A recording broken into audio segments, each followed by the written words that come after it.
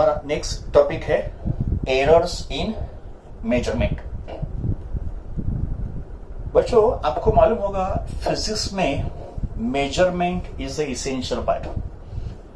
का मतलब in physics experiments करते वक्त when we perform experiments in physics we measure so many quantities, but when we measure some quantities they are likely to be some errors तो उसमें आना ही है। तो फिर इन एरर्स के टाइप्स कौन से होते हैं? जो हम लोग मेजरमेंट में एरर्स कैलकुलेट करते हैं उसके टाइप्स कौन से होते हैं, और फिर उस एरर का कैलकुलेशंस कैसे होता है, ये भी हमको इस चैप्टर में स्टडी करना है।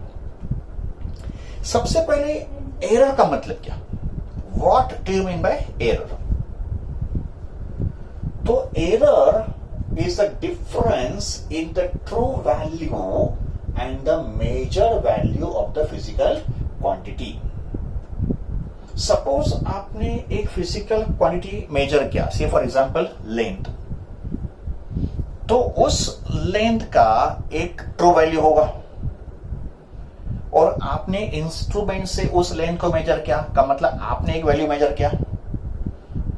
तो बॉडी का जो ट्रू लेंथ है और आपने जो मेजर किया है वो वैल्यू, उसमें जो डिफरेंस होगा that difference will be called as error. तो we can say error is a difference between TV and MV. What is TV? True value. And what is MV? Measure value. True value is fixed, वो आप change नहीं कर सकते, और आप जो major कर रहे हो वो तो एमवी होगा।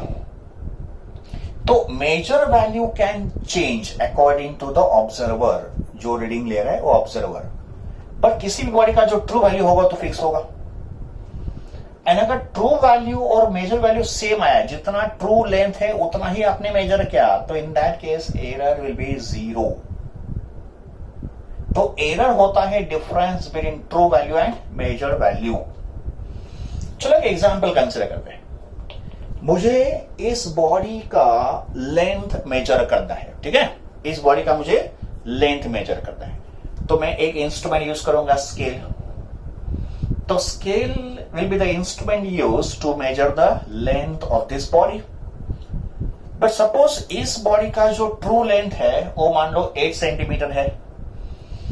तो इस बॉडी का ट्रू लेंथ इज 8 सेंटीमीटर। अभी मैं इंस्ट्रूमेंट से इसका लेंथ मेजर कर रहा हूं, बट जब मैंने इंस्ट्रूमेंट से इसका लेंथ मेजर किया तो वो आ गया 8.1 सेंटीमीटर। तो ट्रू लेंथ कितना था? 8 सेंटीमीटर। ट्रू वैल्यू कितना था? 8 सेंटीमीटर।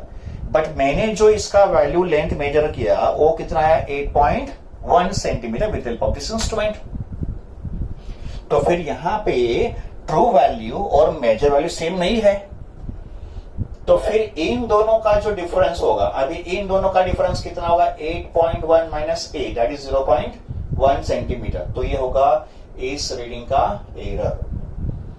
तो बच्चों, एरर होता है ट्रू वैल्यू और मेजर वैल्यू का डिफरेंस। डिफरेंस का मतलब जो भी हायर होगा उसमें से स्मॉलर वैल्यू सबट्रैक्ट करो। एंड अगर दोनों वैल्यू सेम होंगे तो एरर कितना होगा? 0। ठीक है? So this is definition of error. Now next is, what are the different types of errors? We can classify errors into 3 categories. 3 types उसके होंगे।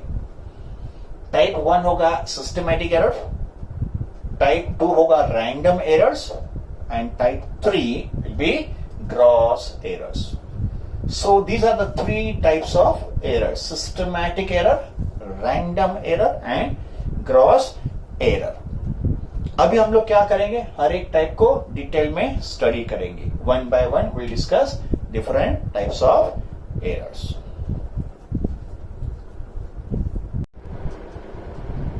This is type 1 of the error, systematic errors.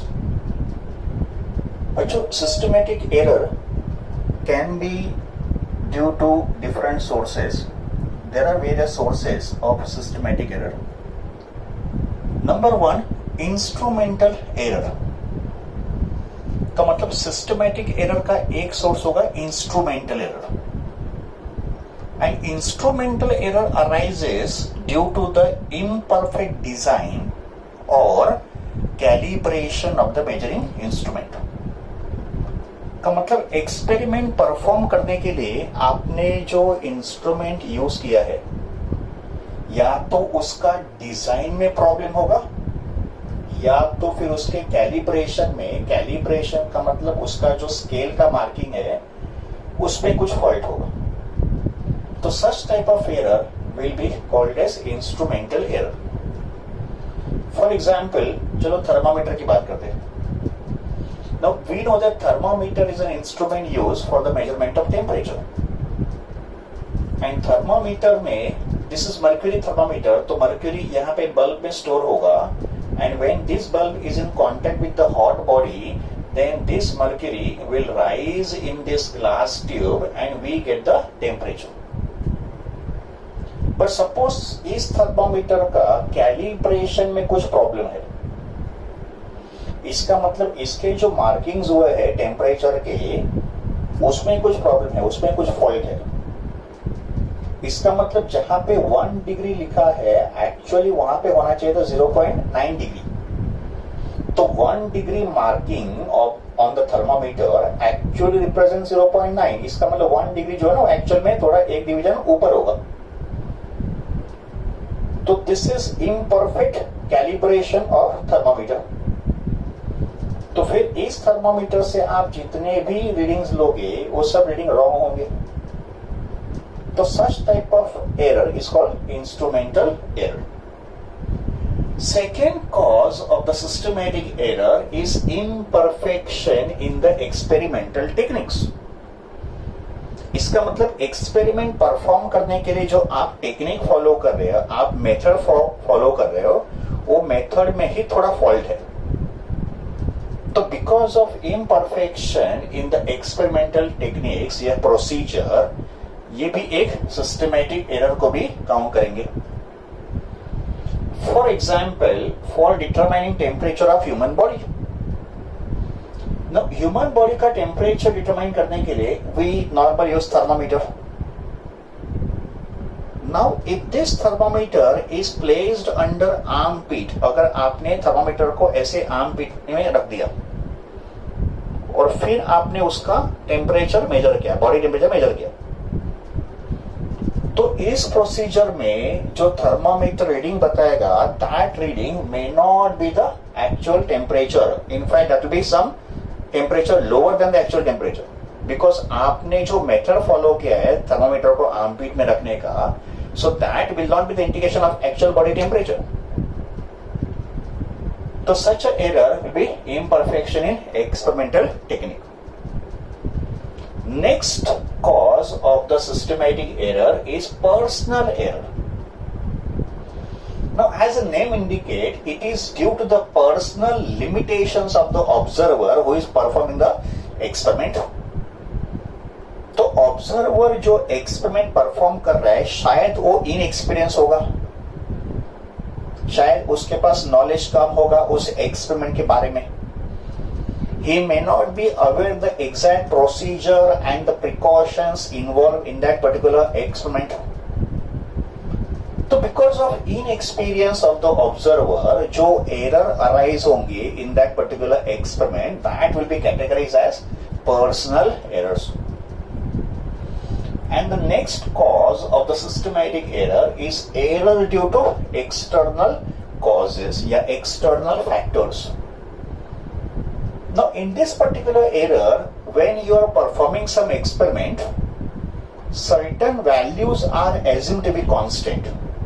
जैसे pressure हो या temperature हो, या अगर sound related कोई experiment है तो फिर विंड फैक्टर हो, those factors are assumed to be constant. तो उन वैल्यूज को कांस्टेंट मान के हम लोग एक्सपेरिमेंट शुरू कर लेते हैं। But due to sudden changes या sudden variation of this factors, there will be some changes और some variation in your readings, in your observations. तो ये जो एरर होगा, this error is due to some external causes.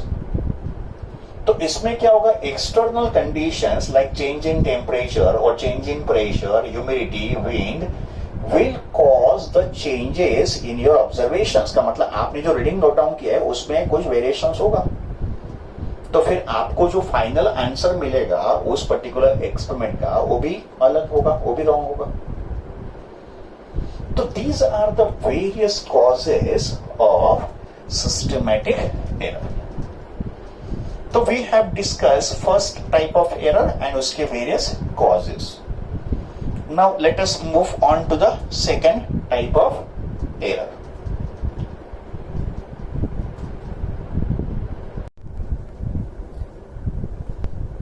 Second type of error is random errors. As a name indicate, random error का मतलब इन errors का कोई एक set pattern नहीं होगा. These errors will arise randomly, unexpectedly, accidentally. वो errors experiment में arise होंगे. And there are various causes of random errors. Random errors may be due to random or unpredictable variations in the experimental conditions. का मतलब experiment perform करते वक्त randomly समझो voltage change हो गया. You are performing some electrical experiment and you are using some voltage, तो वो voltage suddenly change हो गया. या करंट आप यूज कर रहे हो एक्सपेरिमेंट में और करंट में सर्टन वेरिएशन हो गया, रैंडम वेरिएशन हो गया. तो ये जो चेंजेस होंगे अनप्रेडिक्टेबल चेंजेस, ये पहले आपने एंटिसिपेट नहीं किए थे. तो बिकॉज ऑफ दिस आपके रीडिंग्स में, आपके एक्सपेरिमेंट में जो एरर अराइज होगा, such type of error will be called as random errors. And the last type of error is called gross errors. Now these gross errors are due to carelessness of the observer. Observer का मतलब person जो experiment perform कर रहा है. तो अगर उसके side से अगर कोई केयरलेसनेस है तो that carelessness will lead to gross error. And gross error या carelessness may happen at any stage of the experiment. का मतलब अगर फिजिक्स में हम लोग कोई एक्सपेरिमेंट परफॉर्म कर रहे हैं तो उसके अलग अलग स्टेप्स क्या होंगे. तो सबसे पहला स्टेप होगा आपको जो इंस्ट्रूमेंट ये करना है, इंस्ट्रूमेंट सेट करना है या इंस्ट्रूमेंट को रीड करना है. तो इंस्ट्रूमेंट का जो प्रॉपर सेटिंग होगा वही उसमें आपने मिस्टेक किया है. तो setting the instrument in a wrong way could be the another one cause of gross error. अगर समझो आपने इंस्ट्रूमेंट प्रॉपरली सेट कर भी दिया तो फिर उसके आगे आप एरर कैसे कमिट करोगे. देखो, इंस्ट्रूमेंट अगर प्रॉपरली सेट कर दिया है तो फिर आपने ऑब्जर्वेशन लेते वक्त मिस्टेक कर दिया. का मतलब अगर आप लेंथ मेजर कर रहे हो और लेंथ का वैल्यू एक्चुअल में 8 सेंटीमीटर है और आपने जो स्केल से उसका वैल्यू मेजर किया है वो आपने मेजर किया 7.9, बिकॉज आपके जो आईज थे वो स्केल के साथ प्रॉपरली अलाइन नहीं हुए थे. तो बॉडी का लेंथ 8 सेंटीमीटर है और आप उसको कितना मेजर कर रहे हो 7.9, because you are not in a proper position, your eyes are not in a proper position to record that value. तो that could be the another cause, taking the observations wrongly. Now next is recording the observations wrongly. तो मान लो समझो आपने reading proper ले भी लिया, तो उस रीडिंग को जब भी आप अपने नोटबुक में एंटर करोगे आप उस स्टेज पे मिस्टेक कर सकते हो. का मतलब एक्चुअल में आपने देखा reading 8 centimetre, but while writing in the notebook by mistake आपने लिख दिया 9 सेंटीमीटर. का मतलब एक्चुअल रीडिंग आप कितना देख रहे हो 8 सेंटीमीटर और नोटबुक में कितना लिख रहे हो 9 सेंटीमीटर. का मतलब this is recording the observations wrongly. And मान लो अगर समझो अपने ऑब्जर्वेशंस राइटली नोट डाउन भी किया तो अगला आपका मिस्टेक का चांस कहां पे होगा. तो in using the wrong value in observations in calculations. का मतलब अगर आपने रिकॉर्ड बराबर कर भी दिया तो फाइनली जब आप कैलकुलेशंस करोगे तो उस कैलकुलेशन में आप उस वैल्यू को शायद रॉन्ग वे से लिखोगे. इसका मतलब gross error can arise at any stage of the experiment, either recording या setting the instrument wrongly, या अगर इंस्ट्रूमेंट प्रॉपर्ली सेट भी कर दे तो आपने उस इंस्ट्रूमेंट से रिकॉर्ड ऑब्जर्वेशन ठीक से लिया नहीं। अगर आपने ऑब्जर्वेशन ठीक से लिया भी तो आपने उसको ठीक से रिकॉर्ड नहीं किया, और अगर आपने उसको रिकॉर्ड भी कर दिया तो फिर आपने कैलकुलेशन में उस वैल्यू को प्रॉपर्ली यूज नहीं किया। तो all this factors can give rise to gross error. This is sheer negligence या sheer carelessness of the observer. So these are the different types of errors. So to summarize, there are three types of errors. Number one, systematic error. Number two, random error. And number three, gross error. And we have discussed in detail what are the different causes of different types of errors. तो physics में error is an integral part of any measurement. तो अभी तक हमने study किया error के types क्या होते हैं। अभी अपना जो अगला टॉपिक होगा उस टॉपिक में हम लोग क्या करेंगे, इस एरर का कैलकुलेशन करेंगे। एस्टिमेशन ऑफ एरर होगा, का मतलब एरर तो है, अभी उसको कैलकुलेट करेंगे कि कितना एरर उस एक्सपेरिमेंट में आ रहा है। तो that will be our next topic, estimation of errors.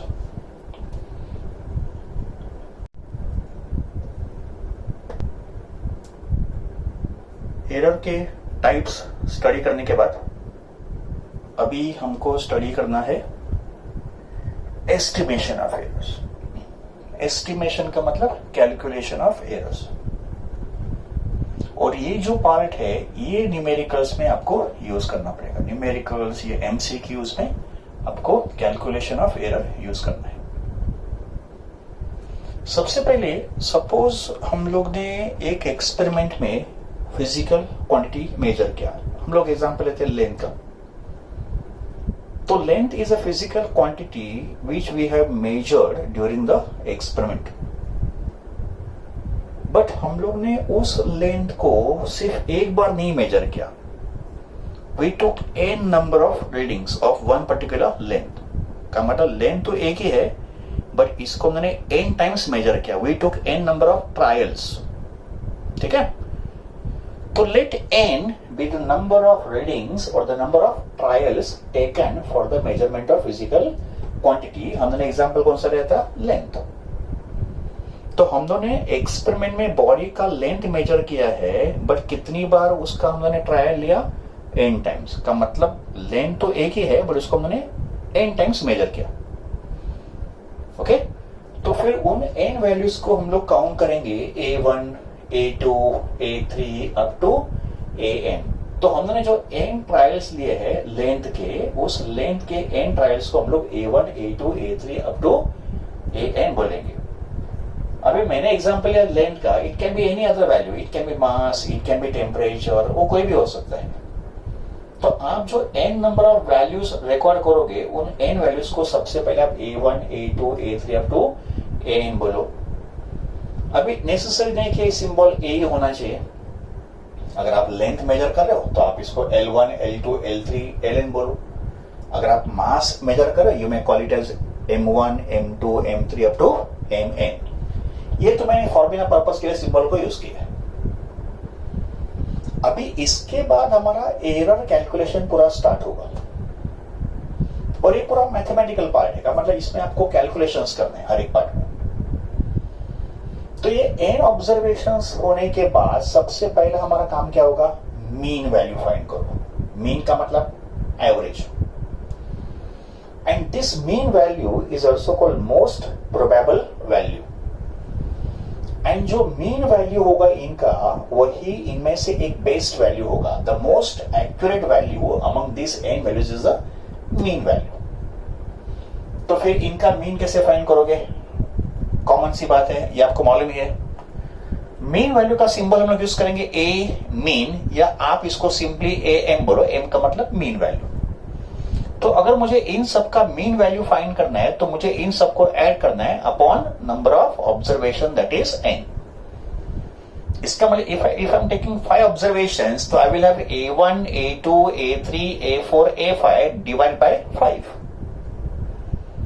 तो सबसे पहले मुझे मीन वैल्यू फाइंड करना है and this mean value is the most accurate value among the n observations.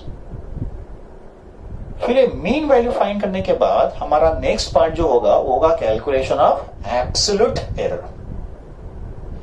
Now what is absolute error? Absolute error is the difference between this mean value and the individual values. These are the individual values. तो इस individual value को mean value से आप minus करो तो जो difference होगा वो डिफरेंस को बोलेंगे absolute error. और absolute error का कैलकुलेशन आपको हर एक वैल्यू के लिए करना है, each and every value. तो सबसे पहले हम लोग फाइंड करेंगे absolute error in the measurement of A1. इसको हम लोग कॉल करेंगे बाय सिंबल डेल्टा A1 और इसको मैंने लिखा मॉड्यूलस सिंबल के अंदर. This symbol is called modulus या मॉड जिसको बोलते हैं. तो ये जो डेल्टा A1 होगा ये डेल्टा A1 होगा एब्सोल्यूट एरर इन A1. और डेल्टा A1 का फॉर्मूला क्या होगा? A mean minus A1. इसको भी मैंने पर्पसली मॉड्यूलस सिंबल के अंदर लिखा है. इस सिंबल का मतलब अगर ये सब्ट्रैक्शन पॉजिटिव होगा तो भी हम लोग उसको पॉजिटिव कंसीडर करेंगे और अगर ये सब्ट्रैक्शन नेगेटिव भी होगा तो भी बिकॉज ऑफ मॉड हम लोग इसका पॉजिटिव वैल्यू ही कंसीडर करेंगे. सिंपल वर्ड्स में जो वैल्यू इनमें से बड़ा होगा तो उसमें से छोटा वैल्यू माइनस करेंगे. ठीक है. इसके बाद होगा एब्सोल्यूट एरर इन A2. सिमिलर कैलकुलेशन होगा. इसका सिंबल डेल्टा A2 होगा A mean minus A2. Similarly, absolute error in AN, that is the last value, will be delta AN और ये होगा AM minus AM. तो आपको इंडिविजुअल वैल्यूज में absolute error कितना है वो फाइंड करना है. अब ये एब्सोल्यूट एरर का कैलकुलेशन होने के बाद we'll come to the next calculation of error which is called mean absolute error. Mean का मतलब एवरेज. तो अभी हमको क्या करना है? ये जो मैंने एब्सोल्यूट एरर फाइंड किए उन सबका मीन फाइंड करना है, उन सबका एवरेज फाइंड करना है. तो इसको हम लोग कॉल करेंगे वैसे symbol delta A mean is the mean of absolute error. तो अगर मुझे इन सबका मीन फाइंड करना है तो addition and divide by n, that will be the mean absolute error. And mean absolute error आने के बाद अभी फिजिकल क्वांटिटी को देखो कैसे लिखा जाएगा. मोस्ट इंपॉर्टेंट पार्ट अभी आपको इसको बराबर से याद रखना है because in further calculation physical quantity को इस वे में लिखा जाएगा. तो यू शुड नो कि ये क्या मेथड है फिजिकल वैल्यू को लिखने का, फिजिकल क्वांटिटी को लिखने का. तो यहां पे हम लोग लिखेंगे फिजिकल क्वांटिटी को इस फॉर्म में A मीन प्लस और माइनस डेल्टा A मीन. यहां पे A मीन का मतलब ये जो मैंने n ऑब्जर्वेशंस लिए ये उसका मीन वैल्यू है and mean value is the most accurate value. And plus और माइनस डेल्टा A मीन का मतलब ये होगा उसका मीन एब्सोल्यूट एरर. तो बच्चों याद रखो जब भी अभी आगे वाले कैलकुलेशन में when the value is given to you you have to write the value in this way कि जो उसका मीन वैल्यू होगा एंड प्लस और माइनस के बाद क्या होगा उसका एब्सोल्यूट एरर होगा. प्लस और माइनस का मतलब फिजिकल क्वांटिटी का वैल्यू तो है A mean but within the error calculation का मतलब एरर को काउंट करके उस वैल्यू में वेरिएशन कहां से कहां तक होगा. तो A mean minus delta A mean से लेके A mean plus delta A mean का मतलब value can lie anywhere between AM minus delta AM to AM plus delta AM. प्लस और माइनस का मतलब उसका रेंज होगा. अभी after the calculation of mean absolute error next हमारा कैलकुलेशन होगा relative error. Relative error is the ratio of mean absolute error and the mean value. तो इन दोनों का अगर आप रेशियो लोगे तो इन दो वैल्यूज का जो रेशियो होगा वही रिलेटिव एरर होगा. तो रिलेटिव एरर का फॉर्मूला है mean absolute error upon mean value that is delta A mean upon A mean. अभी इस रिलेटिव एरर का कोई यूनिट नहीं होगा. It's a unitless value because हम लोग सिमिलर टर्म्स को डिवाइड कर रहे हैं. तो यहां तक यूनिट होगा उस फिजिकल क्वांटिटी का. जैसे अगर लेंथ है तो ये सब मीटर्स में होंगे, अगर ये मास है तो ये सब किलोग्राम में होंगे. But relative error has no unit because it's a ratio of two similar quantities. तो रिलेटिव एरर क्या होता है? Mean absolute error and mean value का रेशियो होता है. एंड लास्ट कैलकुलेशन जो होगा एरर कैलकुलेशन में वो होता है percentage error. And percentage error is nothing but relative error multiply by 100. का मतलब आपको क्या करना है, रिलेटिव एरर को 100 से मल्टीप्लाई करना है. एंड अगर ये परसेंटेज एरर है तो परसेंटेज एरर को हमेशा परसेंट में लिखा जाएगा. का मतलब percentage error can be in this form 2%, 0.5%, 1%, etcetera. तो percentage error is nothing but relative error multiply by 100. सिर्फ रिलेटिव एरर को 100 से आपको क्या करना है, मल्टीप्लाई करना है. तो ये होंगे डिफरेंट कैलकुलेशंस ऑफ एरर. का मतलब जब भी हमको एरर फाइंड करता है we have to go through this different calculations. तो एग्जामिनेशन में या न्यूमेरिकल में या एमसीक्यू में this data will be given to you, या आपको दिया जाएगा और आपको ये सब कैलकुलेशंस परफॉर्म करने होंगे. Now in the question even if you are asked to calculate percentage error, समझो आपको पूछा है सिर्फ परसेंटेज एरर फाइंड करो, बट परसेंटेज एरर फाइंड करने के लिए आपके पास रिलेटिव एरर होना चाहिए. रिलेटिव एरर फाइंड करने के लिए आपके पास मीन एब्सोल्यूट एरर होना चाहिए, और ये फाइंड करने के बाद आपके पास एब्सोल्यूट एरर तो होना ही चाहिए. का मतलब आपको ये सब स्टेप परफॉर्म करने के बाद ही परसेंटेज एरर मिलेगा. तो this is topic called estimation या कैलकुलेशन ऑफ एरर. आपको इस टॉपिक को ठीक से समझना है. अगर हो सके तो आप इस वीडियो को वापस एक बार रिवाइंड करो, 2-3 बार रिवाइंड करो, इसको 2-3 बार आप ठीक से समझ लो और अच्छे से इसको नोटबुक में एंटर भी कर लो. अभी इसके बाद हम लोग एक एग्जाम्पल डिस्कस करेंगे, and in that example, in that numerical we will take some values okay in the numerical, और हम लोग ये सब उसमें कैलकुलेशन करेंगे. Okay, so let us discuss that example.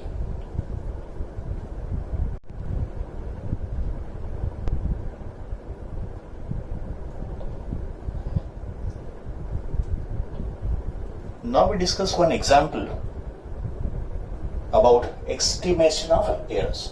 ठीक है, तो चलो ये मैथमेटिकल एग्जाम्पल हम लोग डिस्कस करते हैं. एग्जाम्पल का क्वेश्चन ये है, the length of a rod as measured in experiment was found to be 2.48 meter, 2.46 meter, 2.49 meter, 2.50 meter and 2.48 meter. Find the average length, absolute error and the percentage error. तो आपको ये question दिया है. इस question में बोला गया है कि रॉड का लेंथ मेजर किया है in some experiment and 5 different trials were taken, और उन ट्रायल के वैल्यूज आपको प्रोवाइड किए हैं. आपको पूछा है find average length, absolute error and percentage error. तो सबसे पहले हमको क्या करना है, इन ऑब्जर्वेशंस को सिंबल कॉल करना है L1, L2, L3, L4 and L5. इनको हम लोग L1, L2, L3, L4, L5 बोलेंगे बिकॉज ये क्या है, लेंथ है. तो लेंथ के लिए मैंने L सिंबल यूज किया. तो एवरेज और द मीन लेंथ का सिंबल होगा L मीन, या we can simply say LM. इसका फॉर्मूला होगा L1 plus L2 plus L3 plus L4 plus L5 divide by 5. तो इन वैल्यूज को ऐड करके डिवाइड बाय 5 करेंगे तो हमारा वैल्यू आ गया 2.48. This is considering the significant figures. तो 2.48 metre is the average value और द मीन वैल्यू. फिर इसके बाद हमको क्या फाइंड करना है, एब्सोल्यूट एरर फाइंड करना है. अभी बच्चों आपको एब्सोल्यूट एरर का फॉर्मूला मालूम है. एब्सोल्यूट एरर होता है difference between the mean value and the individual values.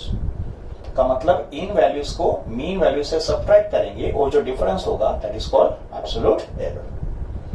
तो absolute error in L1, delta L1 का मतलब होगा L mean minus L1, L mean minus L1. अभी इन दो इसके सब्ट्रैक्शन में जो ग्रेटर वैल्यू होगा उसको हम लोग पहले लिखेंगे, या तो भी राइट इन द मॉड्यूलस. तो L मीन कितना है 2.48, L1 कितना है 2.48, डिफरेंस कितना हो गया 0. तो delta L1 is 0. Similarly, we calculate absolute error in the remaining values, that is delta L2, delta L3, delta L4 and delta L5. ये उनके रिस्पेक्टिव वैल्यूज होंगे. अभी आप ऑब्जर्व करो, when I do this calculation I have always taken the higher value first and then I have subtracted the smaller value from that. ठीक है, okay. तो ये हो गया कैलकुलेशन ऑफ एब्सोल्यूट एरर. अभी एब्सोल्यूट एरर की बात हमको फाइंड करना है मीन एब्सोल्यूट एरर का मतलब इन सब का मुझे मीन फाइंड करना है. तो इसका सिंबल होगा डेल्टा एल एम, एम का मतलब मीन. तो डेल्टा एल एम का फॉर्मूला क्या होगा? Delta L one plus delta L two plus delta L three plus delta L four plus delta L five divide by 5. तो इन सब का addition divide by 5 is 0.05 divide by 5, that is 0.01 metre. ये हो गया mean absolute error. After getting the mean absolute error, now we can write the value in this form. तो हमेशा value को इस फॉर्म में लिखा जाएगा after finding the absolute error.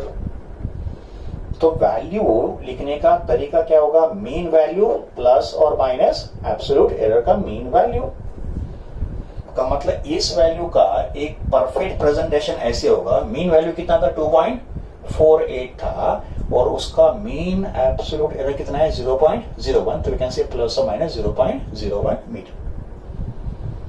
तो अगर मुझे समझो किसी और न्यूमेरिकल में ये वैल्यू दिया है तो मैं इसको कैसे अंडरस्टूड करूंगा कि ये होना चाहिए मीन वैल्यू और ये होना चाहिए उसका मीन एब्सोल्यूट एरर. ओके. अभी इसके बाद हमको फाइंड करना है relative error. And what is relative error? Relative error is a ratio of mean absolute error and the mean value.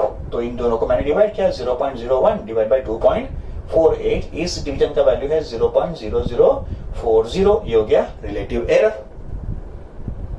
And last में हम लोग फाइंड करेंगे percentage error. What is percentage error? Relative error into 100 का मतलब ये जो हमारा relative error आया उसको मैंने 100 से मल्टीप्लाई किया तो ये आ गया 0.40%.